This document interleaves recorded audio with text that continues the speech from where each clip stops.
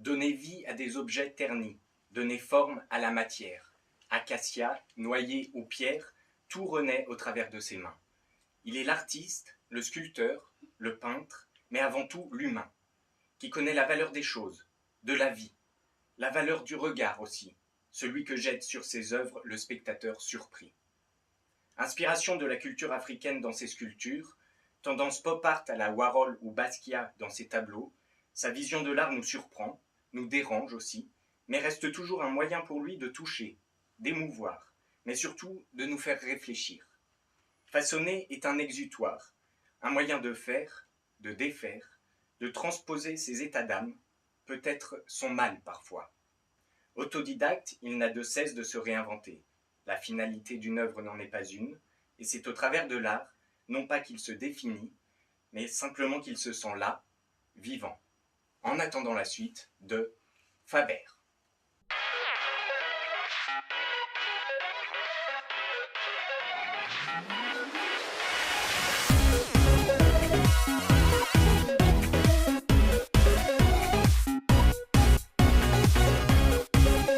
Faber, merci d'avoir accepté cette invitation. Je suis très content de vous recevoir dans cette émission. Cette première présentation de vous, elle vous convient?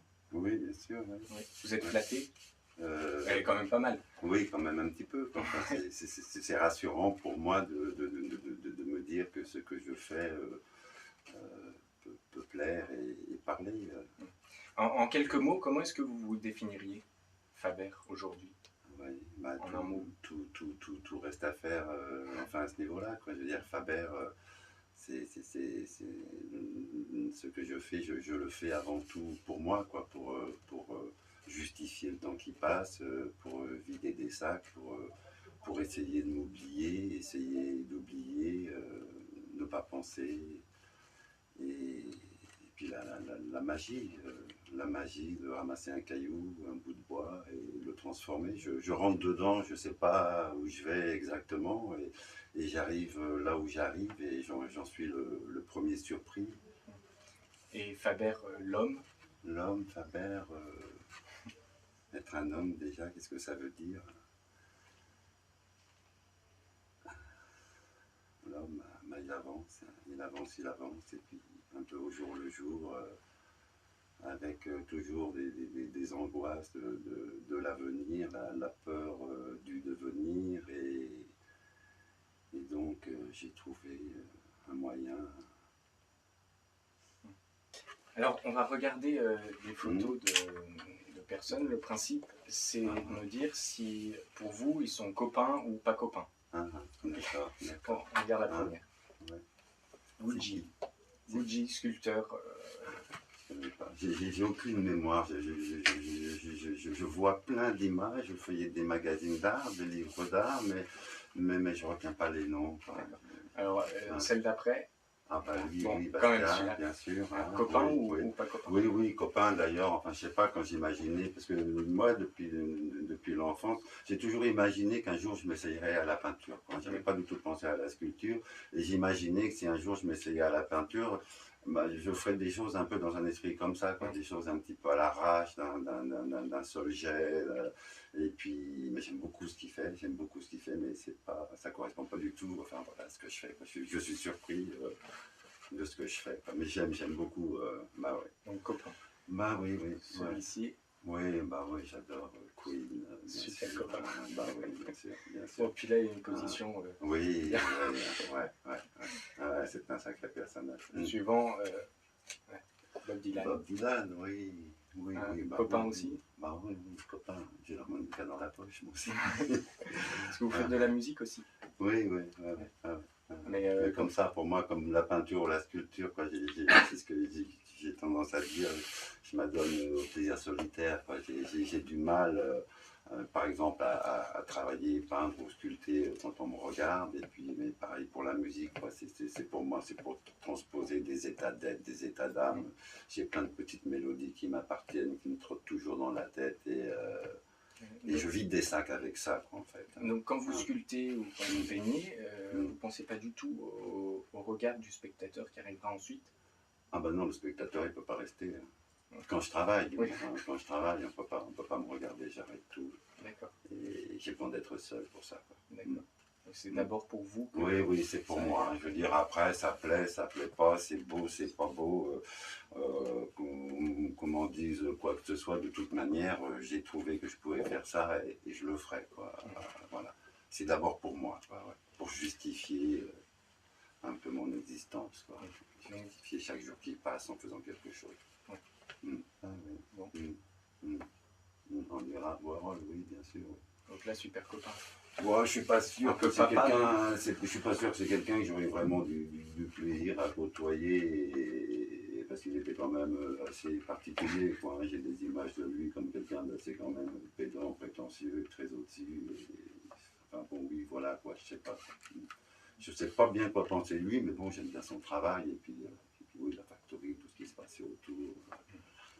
Alors, à quel âge est-ce que vous avez commencé à avoir cette sensibilité à l'art ou aux belles choses? Ouais, ben un peu dès l'enfance, hein, c'était en moi, quoi, hein. Puis oui, j'avais une mère qui avait un regard là-dessus et qui nous apprenait justement, oui, voilà, qui nous apprenait à regarder, qui était curieuse, qui lisait beaucoup, et enfin voilà, quoi. Mais bon, très vite, je sais pas, je devais avoir 8 ans, elle est tombée gravement malade de sclérose en plaques, et puis après, elle était là sans être vraiment là, quoi. Elle était accaparée par sa maladie, avec des hauts, des bas, elle était souvent absente, hôpital, maison de repos, enfin voilà, voilà, ouais. Ça a été une cassure énorme pour moi, énorme, énorme, énorme. D'accord. Vous avez des frères et sœurs? Oui, j'ai 2 frères et une sœur.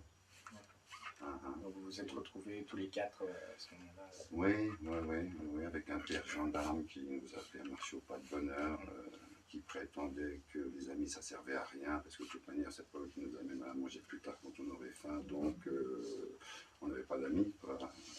On pouvait recevoir personne chez nous, et quand on était invité on n'avait pas le droit d'y aller, quoi. Donc si je suis maladroit aujourd'hui avec les gens, en amitié et tout ce qui s'ensuit, puis bon après, j'ai des frères qui se sont peut-être un peu mieux sortis que moi, mais tout ça, ça dépend de la personnalité de base, du caractère de base. Puis voilà, comme moi je sais que la maladie de ma mère, durant de nombreuses années, ça m'a ratatiné, quoi. Puis en plus, bon, ben, mon père n'avait pas son ouverture d'esprit, et voilà, c'était trop dur. Enfin, c'était, voilà, tout marchait à coup d'interdit. À coup de coups et de coups d'interdit. Oui, c'était pas la joie, quoi. Donc, il nous a pas donné l'élan, mais à 18 ans, j'avais qu'une envie, c'était de partir de chez moi, quoi. Mais lui, de toute manière, quand on avait 18 ans, il avait fait ce qu'il avait à faire, il fallait qu'on parte, quoi. D'accord, oui. Voilà, il nous avait pas donné l'élan, mais c'est basique, quoi, hein, oui. Donc, je suis parti de chez moi pour me perdre très rapidement. Et à 18 ans, vous êtes parti et vous êtes allé à Bordeaux. Sur Bordeaux, hein, voilà. Pour faire quoi? Pour faire le coiffeur. Ouais. Donc vous avez fait une école d'abord? Moi, j'ai fait un apprentissage dans un salon de coiffure à Rouen, hein, parce qu'on habitait Rouen jusque-là, quoi. Puis, 18 ans, mon père a pris sa retraite, il a quitté Rouen, il est venu en Charente, sa région d'origine, et moi, j'ai fait des tours Bordeaux. Je suis arrivé dans une seule grande ville, je connaissais personne. Mais j'avais un physique, et j'ai laissé venir, et on est venu à moi, et puis de fil en aiguille. Voilà, quoi. Il y avait tout à découvrir, et j'ai découvert plein de choses, mais trop d'un seul coup. Trop rapidement. Et j'étais fragile, quoi. D'accord. Et je le suis toujours. Et pourquoi Bordeaux? Parce que c'était pas bien loin des Charentes où étaient mes parents. Puis j'avais pas envie de rester sur Rouen, enfin le hasard, quoi, le hasard. Mais après, j'ai pas mal circulé, c'est toujours un peu le hasard qui m'a fait arriver en des endroits par rapport à des annonces de travail. Je me suis promené pendant des années avec 2-3 sacs dans lesquels j'avais toute ma vie, quoi, et je savais jamais vraiment où les poser, quoi. Là où je les posais, il me semblait que j'allais m'arrêter, mais c'était jamais là, quoi. Et en fait, c'était pas une histoire de lieu, comme je disais tout à l'heure, c'était moi dans ma tête, j'étais pas bien, et je fuyais les mauvaises rencontres, les drogues, et je me fuyais, et je me retrouvais le même ailleurs. Et c'était toujours la même histoire qui se répétait, quoi. Et ces années ont duré quand même assez longtemps. Ouais, ça a duré Ça a duré une dizaine d'années avant que je rencontre la compagne avec laquelle je suis aujourd'hui, qui m'a permis de me positionner un petit peu mieux. Vous pouvez nous parler de cette rencontre? Oui, Valérie. Bah oui, c'est un peu la chance de ma vie, quoi. Je sais pas si on dit autant. Enfin, si oui, je crois que oui. Mais ça n'a pas été facile, quoi, hein, parce qu'elle est clean, puis moi j'étais toxico, et j'ai pas réussi à m'arrêter pour autant.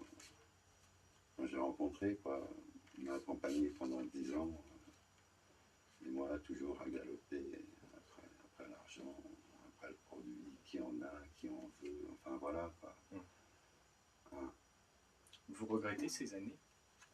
Ouais, j'ai perdu beaucoup de temps, quoi. Ouais, j'ai perdu du temps, quoi. Ouais. Mais en même temps, oui, je suis un peu mal dans ma peau, un peu timide, un peu réservé. Et c'est vrai que l'héroïne me donnait une certaine assurance, quoi, m'aider à aller vers les gens, quoi, à aller vers les gens. D'un côté, j'étais capable de me renfermer tout seul chez moi avec le produit, mais d'un autre côté, ce produit m'aidait à aller vers les gens. Et à me sentir bien, quoi. On peut quand même dire que ces années et cette expérience définit aujourd'hui ce que vous faites dans la sculpture et la peinture. Oui, bah, automatiquement, quoi, tout toxico, d'un certain temps. Il y a des histoires glauques, quoi, hein, c'est un peu, c'est Mr. Jekyll et Mr. Hyde, le plus gentil des gentils, bah, il arrive à devenir, pas forcément le dernier des enfoirés, mais un bel enfoiré quand même, quoi, c'est chacun pour soi, quoi, l'amitié. C'est aujourd'hui je te baise la gueule pour une dose et puis demain bras dessous pour mettre notre argent en commun pour aller en chercher d'autres. Enfin voilà, c'est n'importe quoi. C'est la solitude. Et puis c'est du bien-être éphémère. C'est à refaire au jour le jour. Quoi. Oui, j'ai des souvenirs de choses que j'ai faites. Je ne suis pas fier. Quoi. Et alors comment donc vous êtes arrivé à une cure de désintoxication et vous avez donc rencontré cette personne qui vous a fait le pendule. Après ça, vous avez essayé d'en tailler un pour répondre à vos propres questions. Voilà, Et comment ça s'est passé, ce moment où, ce déclic qu'il y a eu oui, je peux faire de la sculpture, je peux sculpter moi-même un petit caillou. Vous pouvez nous le décrire, comment ça s'est passé? Vous vous en souvenez? Oui. Bah, du coup, il y a ce caillou que j'ai ramassé, que j'ai gratté, que j'ai vu qu'il était assez tendre, que je pouvais le transformer, quoi. Et oui, voilà, avec un outillage de base, comme je disais tout à l'heure, avec rien, j'ai réalisé. Donc après, j'ai appris à connaître les cailloux tendres, les cailloux durs. Toutes mes promenades, j'étais en station, hein, cette cure. J'avais passé 15 jours à l'hôpital et puis après j'avais pris 2 mois comme ça pour essayer de me retrouver et puis de m'oxygéner. Donc j'étais en montagne et cet été-là, d'ailleurs j'emboîtais le pas à quelqu'un qui passait un examen, enfin qui s'entraînait pour être guide accompagnateur en haute montagne. Et je lui emboîtais le pas et j'ai découvert, j'étais capable aussi de marcher en randonnée toute une journée. Mais du coup, je profitais pas tellement des paysages parce que mon regard balayait le sol à la recherche de cailloux. Mais bon, déjà, même avant de sculpter mon premier caillou, j'ai toujours cherché les fossiles, les jolies pierres. Voilà, comme plein de gens, j'ai des cailloux chez moi que je travaille depuis l'enfance, quoi. Et bon, là, cette fois-là, j'ai réalisé que je pouvais les transformer, quoi. D'accord. Est-ce que vous avez l'impression de vous être découvert et construit finalement à l'âge de 40 ans? Oui, c'est ça. Vous êtes né à 40 ans? Oui, comme une seconde naissance, quoi. Est-ce que vous recherchez malgré tout, même si vous n'y pensez pas dans la construction, mais le regard critique du spectateur ou d'autres sculpteurs quand vous réalisez une œuvre? Moi, j'ai tendance à dire, les premières fois que j'ai montré mon travail, hein, c'est vous les peintres, hein, c'est vous les sculpteurs. Moi, je ne sais pas faire, hein, je suis désolé, je fais ce que je fais comme je le fais. Voilà, quoi. Hein, c'est vous les peintres, c'est vous les sculpteurs. Moi, je ne sais pas faire, mais voilà, je fais, quoi. Maintenant, après, comme je disais tout à l'heure, moi, je ne sais pas quoi penser de ce que je fais. Après, c'est le regard des autres qui me renvoie à une réussite ou bon bah oui, quelque part ça m'a permis de me valoriser, quoi. Ça m'a permis, parce que oui, j'avais l'air de celui que j'étais, quoi, hein, toxico, quoi. Donc j'étais voilà, quoi, l'autre merde, l'autre sous-merde, ouais, voilà, toutes ces étiquettes que les gens vous collent à partir du moment où vous êtes un peu différent, un peu marginal, un peu voilà, quoi. Est-ce que dans votre sculpture, vous cherchez malgré tout quelque chose d'éphémère? Ouais, non, Parce c'est que pour ça le que propre de la sculpture, c'est que ouais, ouais. ça peut rester. À la base, je suis coiffeur, donc l'éphémère, il est là, hein, et c'est vrai que la coiffure, c'est une sculpture sur une matière, quoi, hein. Mais la sculpture, je sculpte du bois et de la pierre, mais j'ai quand même une préférence pour la pierre, parce que je sais qu'elle va me survivre, voilà, quoi, hein. Ça me rassure de me dire, laisser des traces, quoi. De me dire un S'inscrire dans jour, l'éternité. ouais, voilà, quelque part, j'ai des rêves d'éternité avec ça, quoi. Ah, Je pense voilà. qu'un jour, ces pierres seront entre les mains d'une personne qui se diront, mais c'est quoi, ça vient d'où, qui a fait ça, et ça me fait plaisir et ça me rassure de penser ça, quoi. Et si on imagine justement quelqu'un qui tombe sur un de vos cailloux sculptés dans 40 ans, le message que vous voudriez qu'il entende, ce serait quoi? Bah, qu'ils se reconnaissent un peu dans la pierre, quoi, qu'ils se reconnaissent un peu dans ce qu'il a entre les mains. Je sculpte essentiellement des expressions de visage. Ce sont toujours des visages, des bustes et des expressions, souvent des expressions de douleur, de souffrance, de mal-être, des choses comme ça, quoi. Mais des fois, je les fais sourire, quoi. En fait, quand je vais bien, ils sont torturés, et quand je vais pas mal, pour un peu casser le mal-être que j'ai dans le moment, et là, je les fais sourire, quoi, histoire de m'emmener un peu ailleurs. C'est une sorte de, c'est un acte thérapeutique. Oui, c'est ça. On me parlait d'art thérapie, et puis oui, il y a quelque chose comme ça, quoi. Il y a quelque chose comme ça, c'est clair. Est-ce que vous pouvez citer un côté positif de ce métier de sculpteur? Ce métier, je sais pas, c'est pas un métier pour moi, mais de cette passion de la sculpture. Ouais. Si je peux, quelque chose. Un côté positif de cet a, acte-là. Moi, pendant que je fais ça, Valérie, c'est où je suis. Hein? Ce que je fais. Parce qu'avant, oui, je me levais avant elle sur la pointe des pieds le dimanche matin, et puis je partais vite avant qu'elle se réveille, parce que c'était une quête permanente. C'était une quête permanente. Voilà. Et un cache-cache. Donc, oui, voilà, quoi. Hein. Et bon, elle ne savait pas où j'étais, puis elle avait toujours la crainte de l'overdose, du gendarme, de la prison, enfin voilà. Et l'overdose, par exemple, vous l'avez frôlé Oui, j'ai joué même un peu à la roulette russe à 3 reprises. Ça passe ou ça casse, quoi. Et puis, en fait, je suis plus solide que ce que j'aurais pu imaginer. Et puis, je suis toujours là, quoi. Et est-ce que vous pouvez citer un côté négatif de cet acte de sculpter? Non. Pas de côté négatif. Non, pour moi, non, il n'y a aucun côté négatif. C'est que du coup, Valérie ne vous voit jamais. Valérie? Elle vous voit jamais. Ah bah si. Vous êtes toujours en train de sculpter. C'est où je suis. Oui, je sculpte et je peins. Hein. Bon, j'ai un atelier là où j'habite à quelques centaines de mètres. Autrement, quand je peins dans l'appartement. Et c'est vrai que la pièce où je peins, il y a l'ordinateur, elle est sur son ordinateur ou au bureau à faire des choses. Et moi, je suis dans la même pièce et je peins. Et des fois, il suffit qu'elle aille dans la cuisine pour faire autre chose. Et je la suis avec mon matériel pour aller peindre dans la cuisine, quoi. Enfin, pour être avec elle, quoi. Non, je veux dire, on est un couple fusionnel, quoi. Elle arrive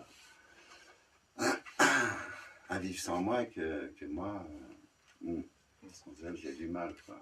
Alors, on va regarder quelques photos d'œuvres de sculpteurs. Et racontez-moi ce que vous évoque cette sculpture. Ouais, je la connais, cette sculpture. La danseuse de Degas. Voilà. Ouais. Je la trouve très belle. Elle est très belle. Ouais. Avec l'expression de visage, là, une certaine fierté. La petite danseuse. Ouais, j'aime beaucoup. Le penseur, oui, évidemment. Oui, ça, voilà, pareil, là, je le connais depuis l'enfance, quoi. Et j'ai été le voir, évidemment, de visu, tourner autour, mettre ma tête, le regarder par en dessous. Voilà, ces expressions-là me parlent énormément, quoi. Vous avez déjà essayé de reproduire Non, la sculpture ou une position que vous aviez déjà vue non, sur non, une de vos œuvres? non. Oui, il a fait une autre œuvre, zut, j'ai un trou dans la tête, plein de personnages. Ouais. Oui, enfin oui, voilà, j'aime bien. Quand je regarde les sculptures, je regarde l'ensemble, mais après, c'est les expressions de visage voilà, qui me parlent. La femme piquée par un serpent. D'accord, un marbre. Ouais. Ouais, magnifique. Bon, lui, oui, c'est du Napoléon, Place Vendôme. Non, bof. Oui, c'est du beau travail, hein, c'est du beau travail. Après, moi, j'ai pas d'esprit critique sur le travail des autres. Moi, je veux croire que on la sincérité de celui qui fait, quoi. Hein. Oui, voilà, moi, j'ai pas vraiment d'esprit critique. Après, les choses me parlent ou ne me parlent pas, mais je respecte le travail de celui qui a fait et sa sincérité. Quand on peint, quand on sculpte, on est tout seul avec la matière et on fait pas les choses en disant je vais leur en mettre plein la vue ou voilà quoi. Hein, après, bon, ben, ça me parle pas, mais c'est du beau travail. Ah, ça, j'adore.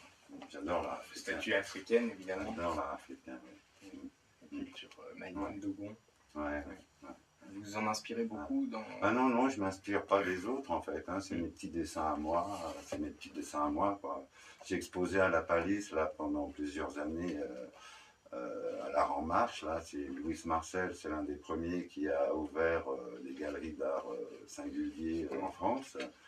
Et à la base, il était ergothérapeute et c'est ce qui fait que je me suis dirigé vers lui. Quoi. Quand j'ai su qu'il était ergothérapeute, il avait un musée aussi à Haute-Rive, au pays du facteur cheval, et j'étais allé voir et je m'étais dit, mais là, tout ce que je voyais, il me semblait que mes pièces, elles avaient leur place avec les autres, quoi. Et puis, ben, on a rencontré Louis Marcel, et puis, ben, effectivement, comme mes pièces ont trouvé leur place,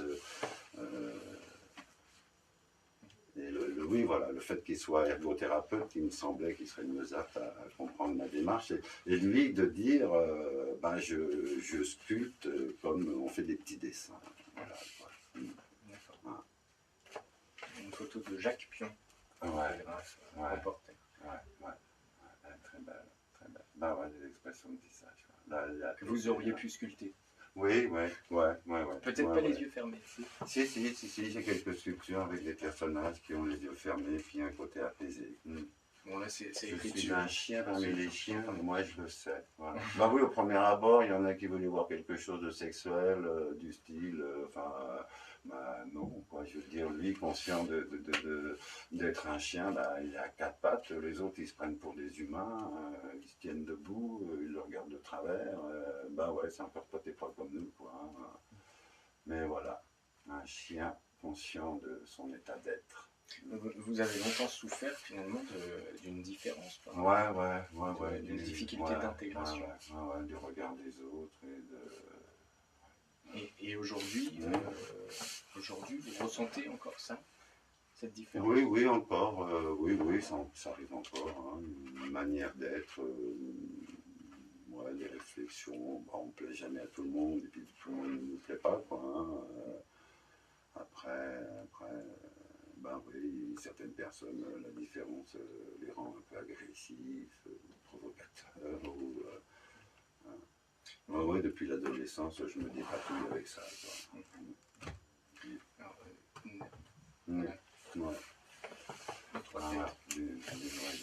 Trois têtes. Oui, là, le titre, hein, ça marche par trois. Hein, ça peut être liberté, égalité, fraternité. Mais bon, vu les expressions, hein, de toute manière, ça ne veut rien dire, tout ça. Ouais, les trithérapie aussi. Hein.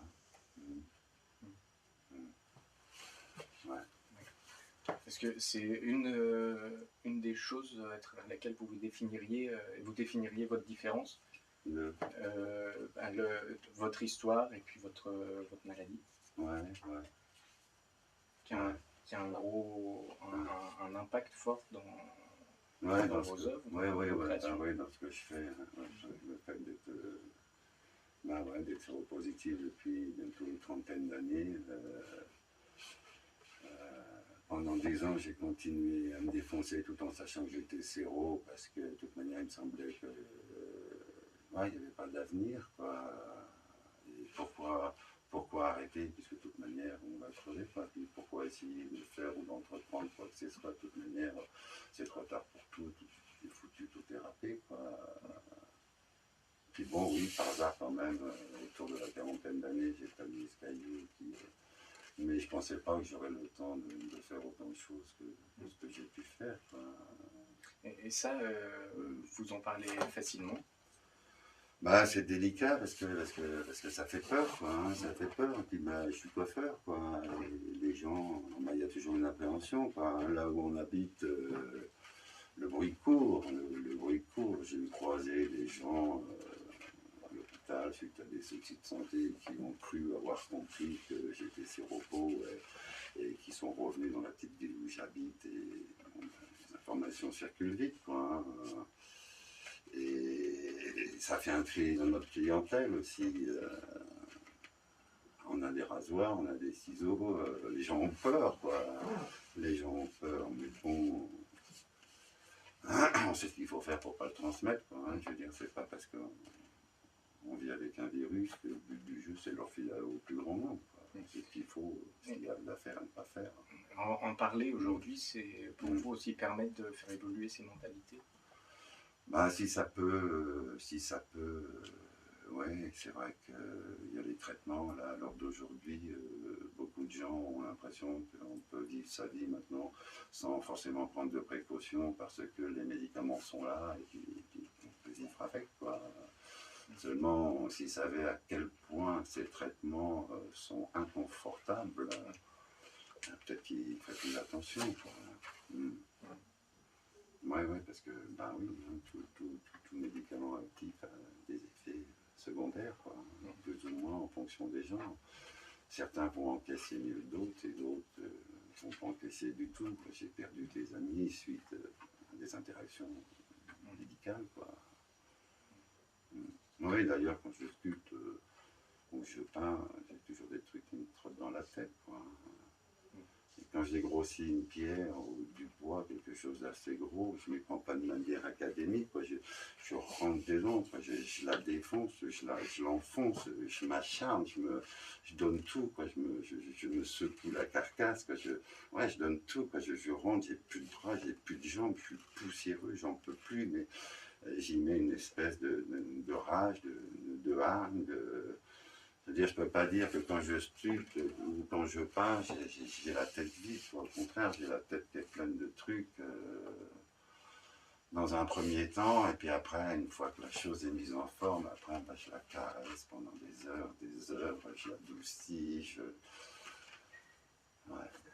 Alors, on a l'impression que vous courez, enfin qu'il y a une sorte de violence et de combat avec le temps finalement. Ouais, bah oui, là, avec tout ça, j'essaie de rattraper un peu du temps perdu, quoi, hein. Vous essayez de le rattraper? Ouais, malgré qu'il paraît que ceci ne se rattrape jamais, mais enfin oui, j'essaye, je veux dire, tous les jours, il faut que je fasse quelque chose, ne serait-ce que des petits dessins, inventer une toile ou autre, pour justifier chaque jour, quoi. Et puis, bah oui, pour essayer de me trouver aussi, quoi. Je veux dire, qu'un petit poussé des temps modernes, quoi. Je sème mes cailloux pour essayer de me retrouver après m'être perdu pendant tant d'années, quoi. Vous avez déjà imaginé le monde qui vous entoure, le monde sans vous? Oh, bah oui, de toute manière. Vous arrivez à l'imaginer? Oui, bien sûr. J'ai bien réussi à vivre, après le décès de ma mère, après la perte de plein d'amis, donc c'est clair que mon tour viendra, quoi. Par contre, j'arrive pas à imaginer moi sans Valérie. Ça, je peux pas imaginer. Si Valérie vient disparaître, il faut que je disparaisse. Ou alors qu'on me prenne en main. Vous avez imaginé ce qu'on pourrait dire de vous et sur vous après à votre sépulture, par exemple, ou après votre mort? Non. Puisque vous voulez quand même rester inscrit dans l'immortalité. Ouais, bah ouais, ça sera comme ça se fera de mon vivant, quoi, hein. Il y a toujours des gens qui diront ah, c'est moche, ça ressemble à rien, ou il est nul, ou enfin voilà, quoi. Puis d'autres qui ça parlera, quoi. Vous avez imaginé cette phrase qu'on pourrait mettre, et qu'on pourrait dire en une phrase, ce qu'on pourrait dire sur vous, ce qu'on pourrait inscrire sur votre tombe ou dire à votre enterrement. Oui, des phrases, j'en ai plein, parce qu'avant même de me mettre à sculpter, à peindre, depuis que j'ai 18-19 ans, j'écris, quoi. Il y a des mots, et puis il y a des images, des sculptures, quoi. Je sais pas, ça pourrait être rien à dire, rien à faire, rien à faire pour tout dire, quelque chose comme ça, ou autre, ouais.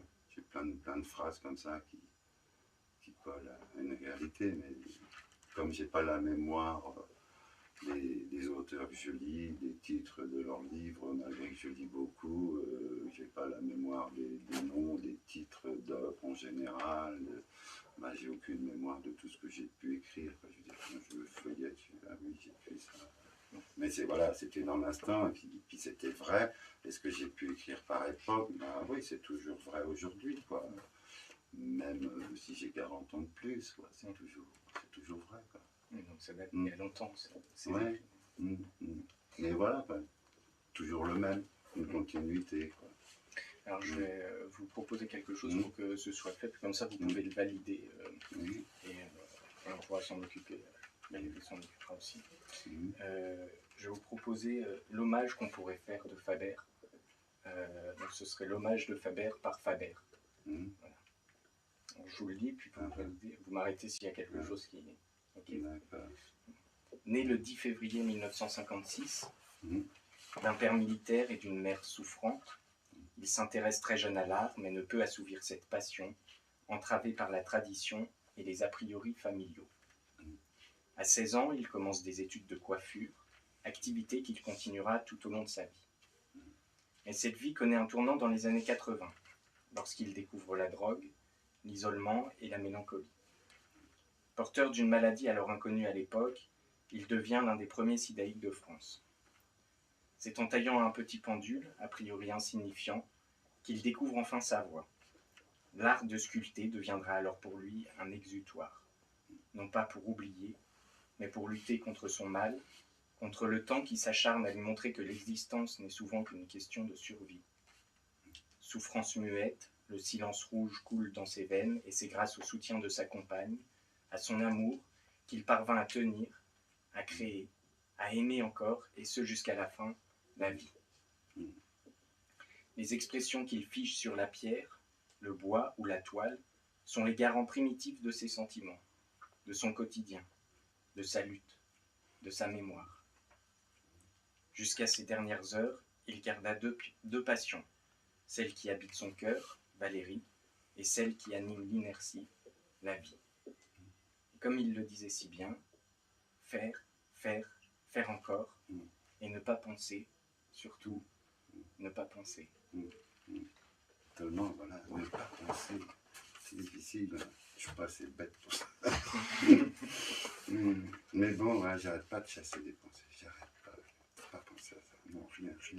Dans ma tête, ouais, c'est ça fait rien, c'est des trucs qui reviennent, ouais. Bon, cet hommage de vous, vous convient, vous le validez? Oui, moi je fais pas partie des premiers séropos, mais oui, enfin on est dans la foulée, quoi. On est dans la foulée, quoi. Puis ouais, voilà, quoi. J'ai vu partir tellement de gens que même qui ont été séros après nous, quoi. Pourquoi ils sont plus là et pourquoi moi je suis là encore, quoi. Alors, je sais pas, je me dis peut-être avec ma sculpture, ma peinture, peut-être que j'ai des choses à faire passer, des choses perpétrer leur mémoire. Alors justement, une dernière chose que vous avez envie de crier au monde, là maintenant tout de suite. Ouais.